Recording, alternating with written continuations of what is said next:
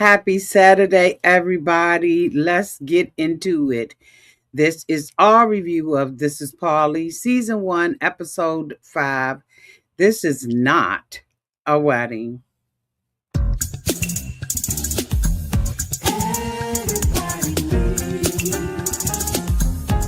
A sweet old auntie.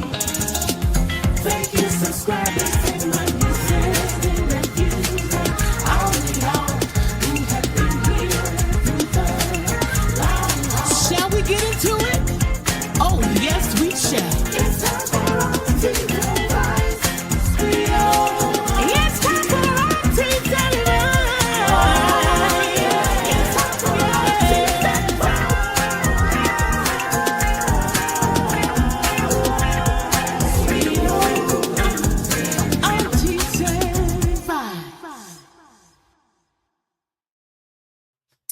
Well, welcome, everybody. Let's get into this episode of This is Polly, Season 1, Episode 5. This is not a wedding. So in this video, I will be recapping the show couple by couple. Okay, let me clean my glasses. I'm hoping everybody got, let me see, this probably gonna be better. Hoping everybody had a fantastic Saturday.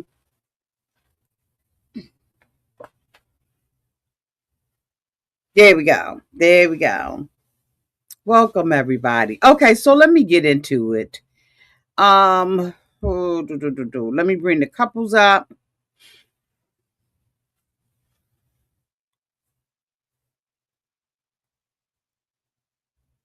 Okay, come on. There we go. So this is Becca, Jacob, and Davis. I was not interested at all. Did not watch one thing they said. I don't know why. I just wasn't interested in trying to figure this out. Hello there, Bren. Shout out to my members. Hello there, Bren. Hello there, Sugar48 and Judy717, who was here first. Welcome, y'all. I did not listen to one thing that they said. When I tell you not nary nothing, again, I did not feel like I wanted to try to break this relationship down this week. I just went into it, and so I ain't watch. Like, I ain't watch. I ain't listen. I fast forwarded through it.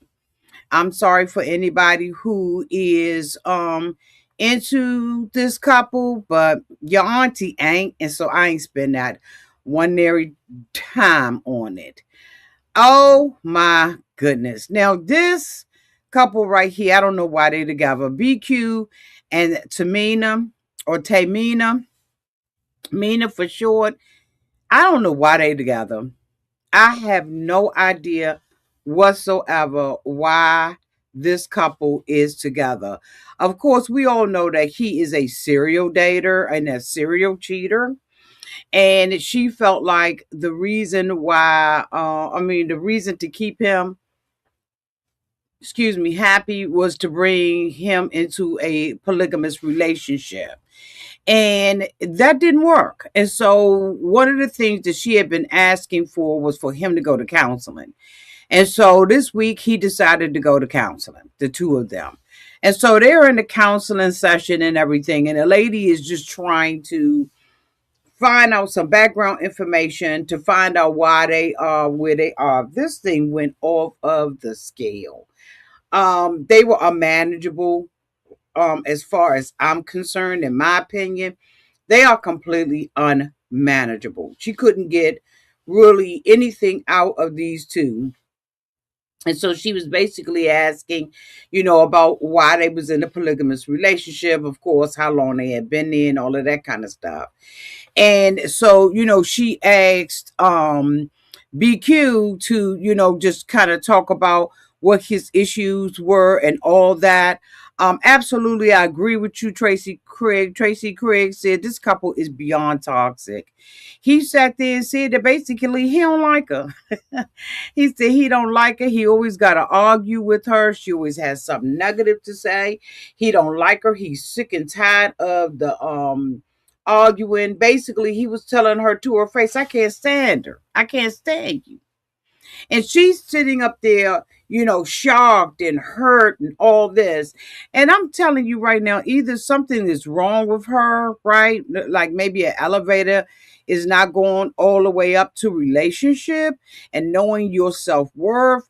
I don't know which elevator in the building is malfunctioning, but something's wrong with her because she said that she wanted him to view her as someone he loves, someone he would encourage, and all of that kind of stuff. And that's just not happening. That's not going to happen in this relationship. I believed him when he said that he did not love her, and so she kept telling him, leave.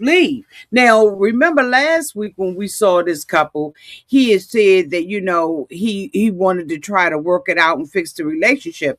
This week he is saying something absolutely totally different. And so she is in the car. The two of them are leaving. Again, the counselor wasn't able to establish anything, even the ground rules that she had put into place, they were not abiding by. It was just it just was horrible. And so she's in the car saying that she doesn't want to be with someone that she doesn't think likes her. He sat there in that counseling session in front of that therapist and basically said he can't stand you and that he doesn't want to be with you. And she's in the car, maybe shoulda, woulda, coulda. And I'm saying, girl, what is it going to take? I don't know really what's happened to her in her childhood. But I don't even have time to figure it out. Let's just go to the next couple, shall we? Oh, yes, we shall.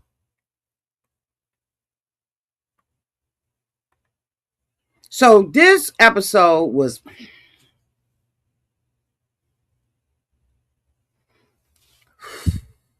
this was a rough. This segment was rough. It started off with Yahweh, right? It started off with Yahweh Poetic, Yahweh Marty, Yahweh Jasmine, and Yahweh Debash laying up on the bed. They kissing and everything and all bunned up and stuff like that. As we all know, Yahweh Debash is having a baby. They kind of talking about that, right? Because it was two different segments where they was laying up there. And so Yahweh Krystal was laying on the left of him, and Yahweh Jasmine and the Bash was laying on the other side. And so, they just sitting up there talking, they anticipating the birth of the baby and all that kind of stuff, right? So the next thing you know, Yahweh Krystal comes through the door. And so Krystal tells them that, she has a surprise. And so, they like, oh, okay, what is it? Now, if you remember, keep in mind that Yahweh Krystal and Yahweh Marty have issues with each other. They don't like each other. And so when she walks in there, she's all bubbly and everything. She hasn't been laid up with any of them. And so she basically says that she is got her eye on Krystal. So Krystal says, I got a surprise. And they like, what is it? She shows her wrists, right? And she has Yahweh Poetic tattooed on her arm. I'm talking about this portion of the arm. Saying that, she wants to be able to see him. And so I'm thinking, Krystal, he said that's the most beautiful thing that a woman could do for a man is to honor him, right? With a tattoo of them on her body. So of course, y'all know that Marty and Krystal been having issues anyway. So Marty said, okay, so she trying to start like a competition between us. And I'm just like, okay, this is just way too much. She moves she moves Yahweh the bash out the way, and now she's laying up with them. And I'm just like, why am I watching this show? So then we go into her. We start seeing black stuff on the screen, and they indicate that Yahweh the bash had the baby, and she had the baby 5 months early, and that was it 5 months, y'all, or 5 weeks? I want to say it was 5 weeks early. And unfortunately, she has a disease called trisomy 18. And I'm hoping that I pronounced that right. Trisomy 18, also called Edwards syndrome. And I was like, oh my God. Now, let me tell you what the disease is. It is a genetic condition in which a baby has 3 copies of chromosome 18 instead of the usual 2.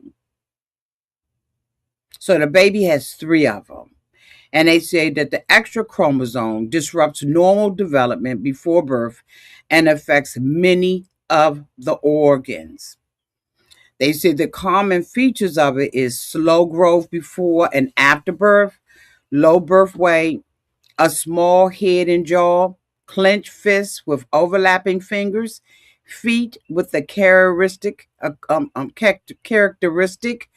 of rocker bottom shape, congenital heart defects, problems with the kidneys, digestive system, and other organs. And they said that they have severe developmental and intellectual disabilities. They said most cases occur by chance due to an error when eggs or sperms are formed called non-disjunction. Is usually not inherited, although the chances increase with maternal age. They said it can be detected during pregnancy or confirmed with diagnostic tests and after birth through a chromosome test called karyotype or other genetic testing. So let me give y'all the prognosis. This disease is a serious condition, they said. Many affected pregnancies end in miscarriage or stillbirth. Among babies born alive, the survival varies on the following things. Many die within the first weeks or months of life, and a smaller number survive beyond the first year, especially with intensive medical care, though they typically have significant medical and developmental challenges. There is no cure for the disease that their baby has. Treatment focuses on the child's needs and may include management of heart or breathing problems, feeding support, physical, occupational, and speech therapy. And they said many babies, um, they said that the survival rate of those babies who are born with this are about 50%. 50% survive longer than a week. Around 20 to 40% survive beyond 1 month. And approximately 5 to 15% survive for 1 year. Although the exact percentage varies depending on the study and the type of medical care that the child is going to be able to receive. They noted that a smaller number of children live for several years, and rare individuals survive into their teens or even adulthood. These survivors almost always have profound developmental disabilities and ongoing complex needs. Um,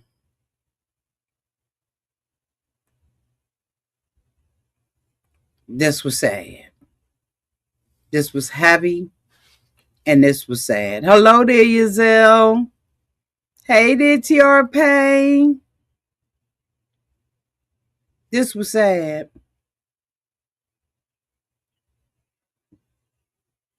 Real sad. Let me go back and make sure I get my members. Hello, Miss Kelly. Hey, Bren. Hey, Bren. Hello there, Maria Lovely. Hey, Miss Kelly. Did I get JW? If I did, I'm going to get her again. Hey, JW. And of course, I got my Yazil. Hey, TR Payne. This was sad because he was broke. I mean, he was broken. I'm sure that after she had this baby, that they have a lot to think about.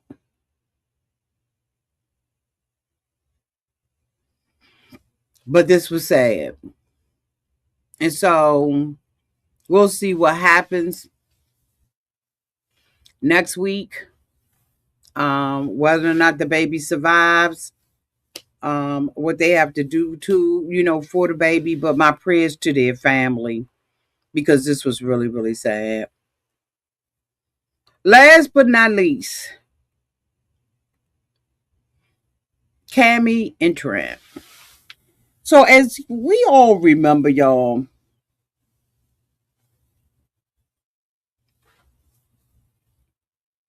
members, I'm going to have to talk to y'all about this. I've been debating on whether or not I was going to talk about it with y'all, but I am. Anyway, Nita, when she got out of jail, was given a ring.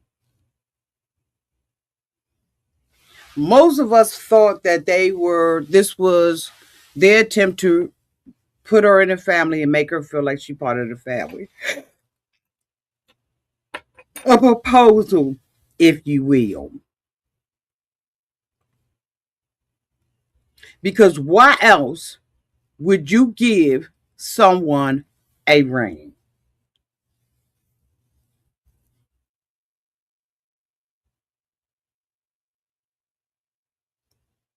They have been talking about having a ceremony because they love a good ceremony.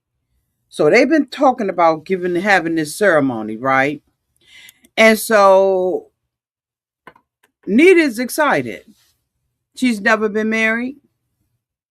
She's thinking she's going to be married to this couple. So she's sitting in the bed after they done had their little swing. She's sitting in the bed and she's talking to Cammy. And Cammy brings up her cell phone and says, let's start looking at some dresses. So Nita was like, looking at dresses where? And she said, on Amazon. So Nita was like, why are we looking for dresses on Amazon? So Cammy was like, well, where we look at them at? She said, in the bridal shop. So Cammy was like, oh, what? I don't understand. Nita is thinking she is about to marry them. That they are about to have a ceremony of some sort where she's going to be a bride marrying them, right? And so Cammy is like, I think we need to have a discussion because there appears to be some things that you may have misunderstood. But before she gets into that, we know that Nita and Cammy have been having a problem or an issue in their relationship because Nita wants more from Cammy that Cammy is willing to give. Now, Cammy indicated that she is not a lesbian, that she's pan. She's not, she doesn't see her in a way that a lesbian woman would see another woman. She just sees the personality of the person, and that's what, pan means. So Cammy tells Nita, if I were to be in a lesbian relationship with you, then I'm going to have to be the one in control.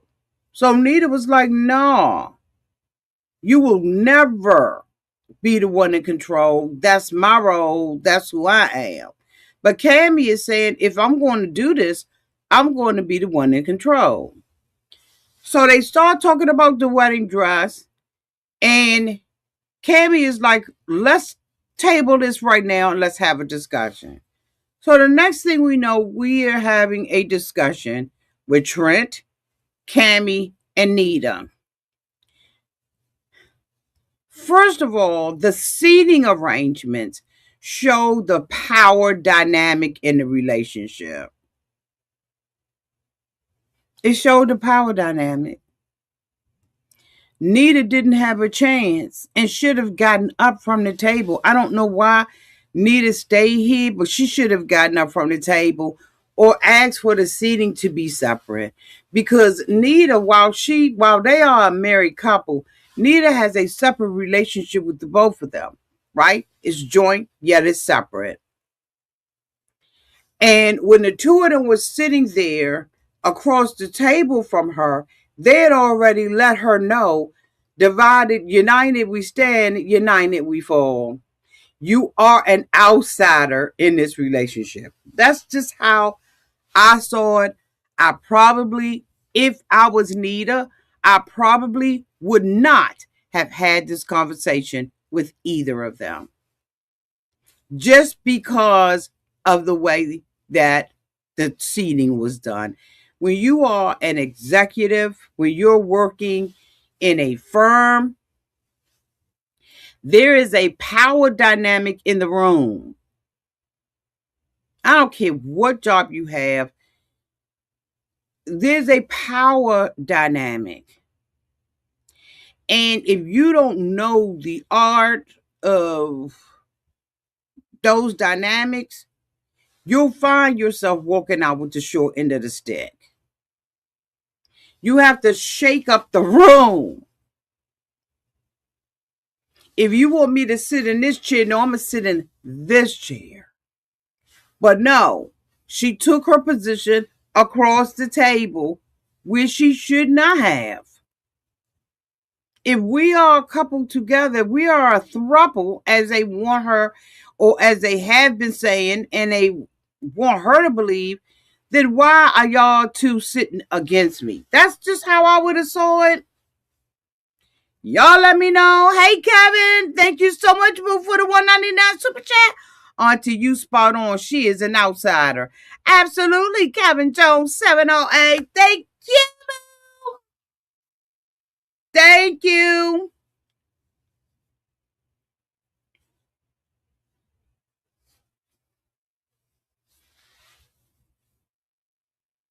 But she went with it because she doesn't understand dynamics, power struggles, power dynamics.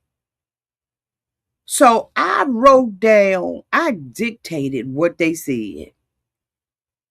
Because I was like, I want to talk about this. This is the only couple I was really interested in this week, to be honest with y'all. So they sit down together. Trent is there. He's supposed to be, the third party. He's a good cop, bad cop. So Cammy tells Nita, this is not a wedding. And I need this specifically. These are her words. I need it specifically to not be a wedding. So Nita says, so what is it to you then? So Cammy says, we're saying, can we build something brand new and make a throuple committed relationship? What the is that? Where all three of us are responsible for this relationship. Houseway, when I can't even suggest a dress, when I can't even say how I feel without this being a family meeting. Are you serious? This is now a meeting that is now we need to bring a third party. We need to bring the husband in the room. We're two women. You mean to tell me that we can't talk about this without you? Again, power, control, dominance. Now, these are my opinions. You can have your separate ones downtown in the chat. Nita says there are going to be some traditional aspects that I'm going to want in my wedding. Trent says, like, what's important to you? What is important to you?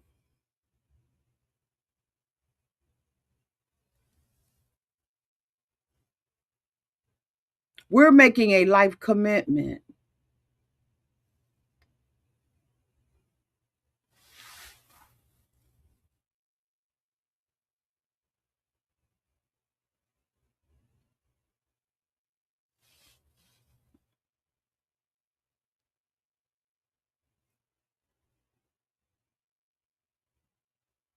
Now I'm stuck. Now I'm getting up from the table. But first of all, I wouldn't have sat in that position. Ain't no way. I would have sat across from them because this is not a negotiation. This is, I'm telling you what this is going to be. This is a parent student teacher conference. But Nita she read the room. So Nita says, I hope I will be in your will.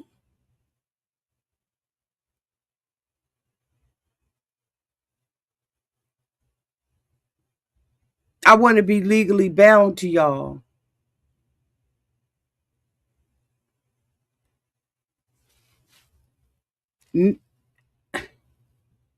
Cammy tells her there's some things we can't offer to you. Nita says, but that's why women typically get married.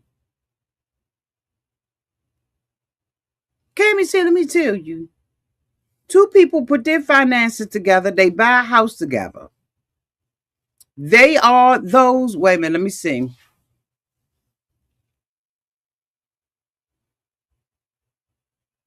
There's some things that we can't actually offer.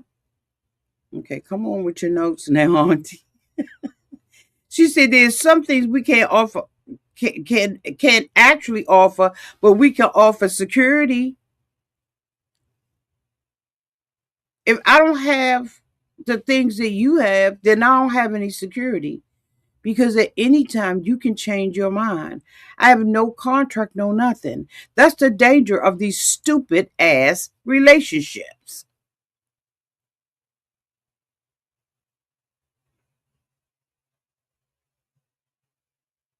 We can offer you security.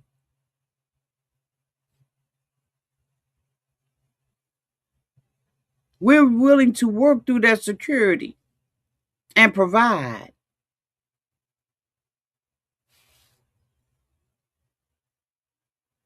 But it never meant your butt was going to be in the wheel. So the husband, Trent, says, I understand from a security standpoint what you mean. She want to be in the wheel, and she want to be part of the 401k, part of the inheritance. But we got 5 kids, and they're going to get our inheritance, not you. And that ain't and won't change. And we are not willing to change that. So Nita said, then why are we having this ceremony? Why are we even doing this? Why would you give me a ring? Why did you give me that ring? She said, because I tried to do something special for you. Child, you about to make me run across the room. We gave you the ring because we're committing long term. So Nita was like, how long is that? Is that forever? They said, we mean that as no engagement proposal. So Nita was like, then that was misleading. She was like, we ain't never get down. Cammy said, we ain't never get down on our knees and said, will you marry us? That was never part of what we was trying to get with you. Now you wanting to sit up here and be in the wheel?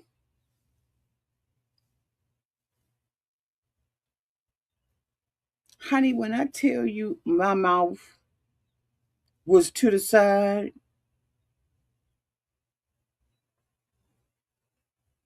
the husband said, we'll take care of you,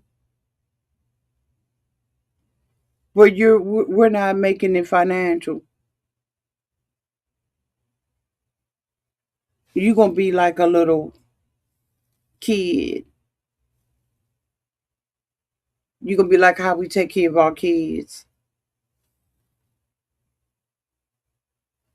He said, I've spent, you're not going to make this about finances because I've spent more money on you in the last 3 years than I have the whole entire time I've been with my wife.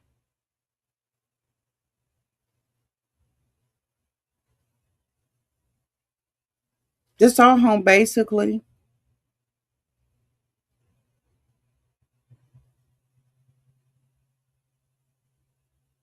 I said, what in the world is going on? They said, we not willing to offer you a 401k, part of the will, any inheritance. We ain't ready for that. But what we can offer is what we've been offering right now. We can take care of you like that. We already been taking care of you, your mother, and your grandmother. I said the shade. The shade.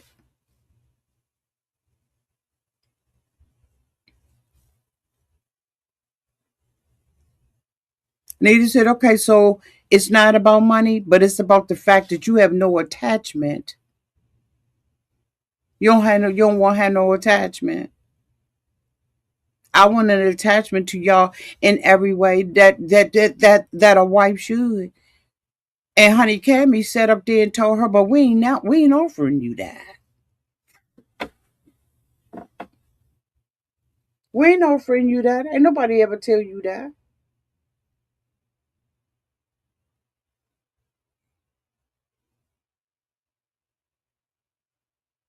She straight told her that ain't gonna work. She said, do you realize how much I've had to die to all these things? You came up in here and took over my kitchen. She said, I would never walk up in nobody's house and take over their kitchen. But I had to die to it. I had to let you. Then you came up in here. She said, I would never go in somebody else's house and take over anything. That's just the difference in our personalities. And she said, and the fact that you just grabbed all of our kids and said they're mine. I said, oh, y'all nerves and got so tapped that y'all telling the truth now. Now we getting somewhere. She said, that's your personality, and I'm okay when you came up in here and took over all my kids. And that's something I had to give up. She said, I've given up a ton when it comes down to my kids. And Nita got emotional because she said she loved the kids.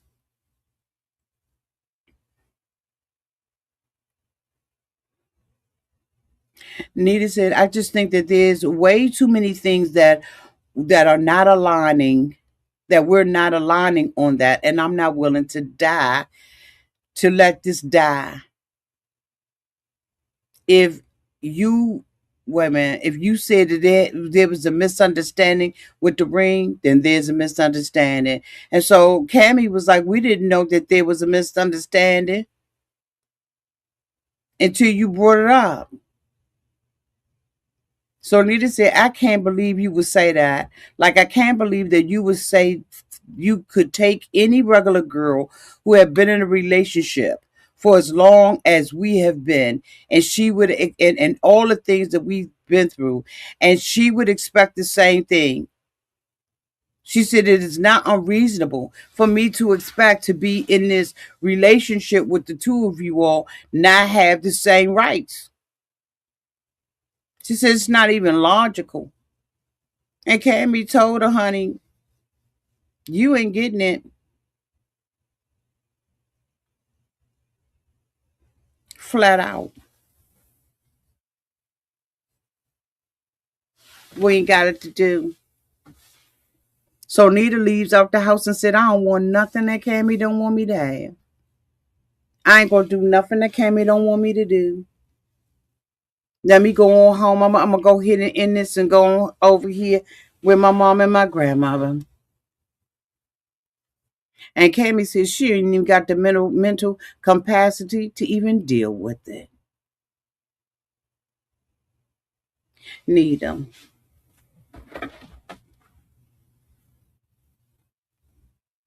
They want to rock with you, but not call you their boo. Boo. It ain't happening, Captain. I don't know if they still together. I know that I saw them recently in an interview on a YouTube channel, and Nita seemed very detached.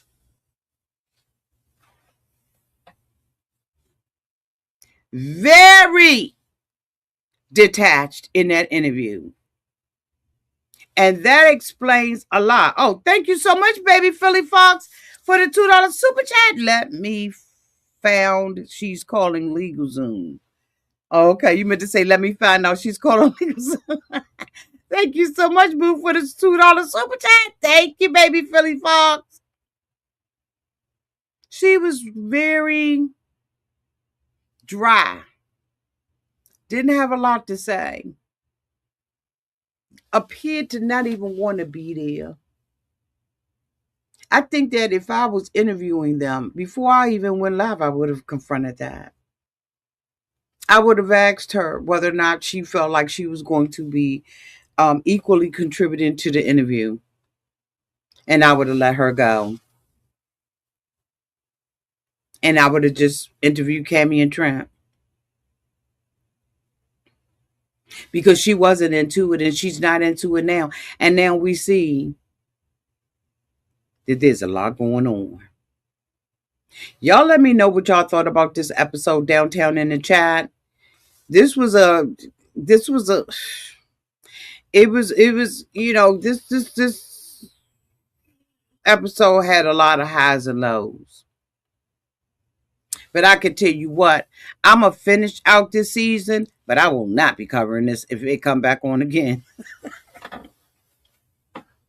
It ain't hitting on all cylinders. I think that they need to go back and revamp it and all of that kind of stuff. Because like it's just not hitting like I thought it would. Anyway, y'all let me know what y'all think in the comment section. I love y'all. Bye.